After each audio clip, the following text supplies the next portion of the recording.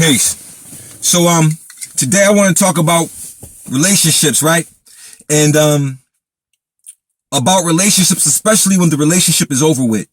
You know what I'm saying? How sometimes we tend to buy into this ideal of possession. You understand that, that you can possess and own another individual, and that's a problem because what it does is it creates all types of animosity for people who it doesn't even belong to. And then what it also does is it causes some type of, first of all, to even think that way, there's some type of something going on in the synapses. You know what I mean? Some type of chemical reaction to something. I don't know. But the situation is that we've all experienced this in some form or another, or we may know someone who has been through this. You know what I'm saying? And the thing is that if you are in a relationship, brother or sister, if you're in a relationship, let's talk to the brothers. This is all holistic in this conversation because it applies to both brothers and sisters because you see this character reference on both sides of the fence. So here it is. You got a brother who's in a relationship, has a child with his sister. The relationship ends and it's supposed to end there. It's supposed to be done. The brother has moved on with his life. You understand what I'm saying? And the sister is now beginning to move on with her life. But the problem is that the brother don't want her to move on. Even though he's moved on, he's in a relationship with somebody else, he's causing problems for her moving forward. He's causing problems for the guys. He's causing problems for her. He wants to fight everybody. And this situation goes vice versa. You see the same thing with sisters who've moved on. Don't want to see another sister deal with their baby father, or has a conflict with the baby, the baby's father, new girlfriend, or his new relationship or whatsoever. But the point of the matter is that you have moved on yourself. What type of selfishness does it involve for an individual who has moved forward to not want success for their ex to move forward also? That ex is the father or mother of your child. There has to be some type of civil discourse involved. See, that type of action to me is a psychological problem. Something is wrong with that person. You know what I'm saying? You can't possess or own an individual. You had your time, and that's what it was. It was your time, and y'all dealt with each other. If it didn't mesh, and y'all not together no more, it was that time. That's all. It was his time, and it was your time. That was a moment, and it didn't work. You know what I'm saying? Y'all explored it. It didn't work for whatever reasons. It didn't work, and now you've moved forward. You've made a decision to not be with this individual, and you showed that decision by moving forward with somebody else. But when the other person is beginning to get themselves right and beginning to move forward with their lives, you can't jump back in and want to fight the baby, and want to fight his new girlfriend or fight her new boyfriend.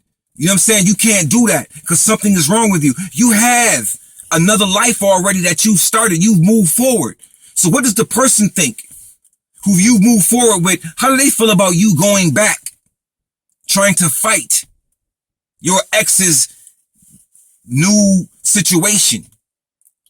You know what I'm saying? That person needs to examine you and ask himself or herself, why is my boyfriend or girlfriend jumping back over here, you know what I'm saying, to cause conflict with this situation when that's supposed to be dead? Because what you're showing is that you haven't matured, number one, and that whatever you got going on with that individual, you haven't really moved forward. You haven't let it go. It's still driving you. Something about that situation you haven't fixed.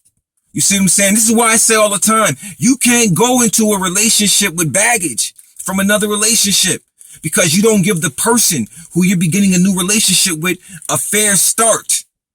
You know what I'm saying? A fair shot because of all of the baggage you carry. You see, and you carry that baggage into the relationship. And what it does is it causes problems later on because the baggage is being carried. And that means the bags that you're carrying, those bags contain things that belong to you and another person prior to this person you're with now. You see what I'm saying? So when you're dealing with any type of relationship, number one, you can't possess or own another human being. That's crazy. You can't do that. It doesn't work. And what it does is, like I said, it causes many problems. So you need to check yourself. You know what I'm saying, brothers and sisters, when you looking at your exes and trying to cause conflict with their mates because you feel like you own them, or like, you know what I'm saying, they only belong to you and that you can come back and forth when you choose to. You see what I'm saying? That is a ridiculous type of thinking. That is an egotistical type of thinking. And people say that the ego, you can hide your ego. You can, only for so long, because the ego needs to live. The ego has to show itself. The ego needs attention. It needs an audience. So it will manifest itself. You understand what I'm saying? So this is the thing.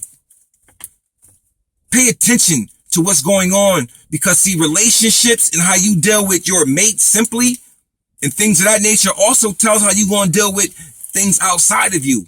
You know what I'm saying? Other relationships that you develop, because relationships are vast. That word is a very vast word, and we develop relationships each and every day on all types of levels. There's levels to relationships.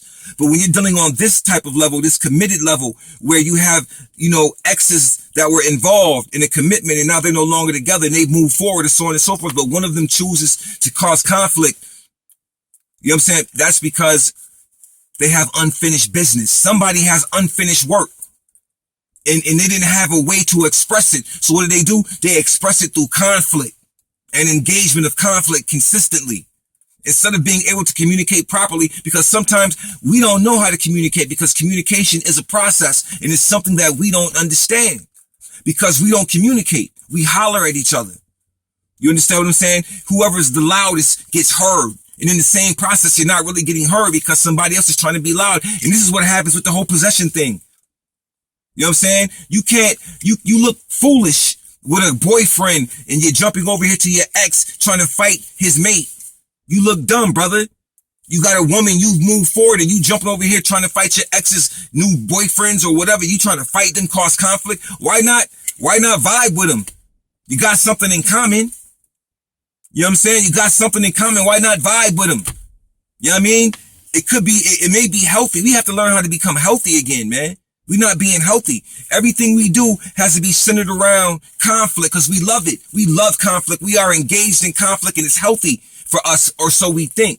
But it's not. It's foolish, and the whole world sees it because you usually share the ignorance over social sites. So the whole world sees your ignorance. And a lot of times it is adults. The adults are more ignorant than the children, but the children are supposed to look to the adults for guidance and look at the guidance that you give. And look at our kids, and then you wonder why they don't respect you. Pardon me, the children don't respect you because you don't respect yourself, and you aren't worthy of respect from them because you don't respect yourself. Remember, your actions are a teaching mechanism. You understand? So with that being said, pay attention and understand that you can't possess or own somebody else. You can't unless they give you that possession and tell you that it's okay or whatever, but you don't own another human being. You don't own another soul. You don't own somebody's private parts. They're not specifically yours. It doesn't belong to you. You know what I'm saying? It doesn't happen like that. So regroup and think about what you're doing. And I hope this message has gotten through to the right person and people, because somebody needed to hear this one today, man. You understand? Because stop doing this, because it's dangerous. It's unfair and it's not cool. Peace.